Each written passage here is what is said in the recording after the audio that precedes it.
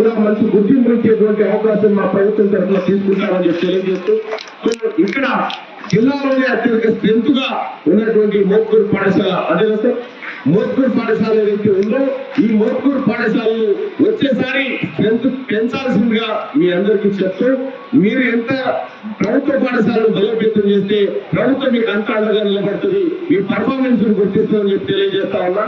ఇప్పటికైనా బహుశా పిల్లలకు భోజనం పెట్టిదా?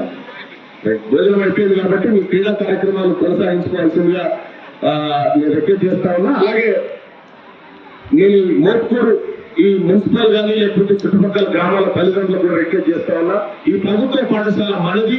ఈ ప్రభుత్వ పాఠశాలలోనే మేమంతా చదువుకుని వాళ్ళ నేను ఎమ్మెల్సీ అయినా లేకపోతే అర్జున్ గారు ఇక్కడ రిటైర్ ఇక్కడ ఉన్నప్పటికీ కూడా మేమంతా కూడా ప్రభుత్వ పాఠశాలలో చదువుకుని వచ్చినాం.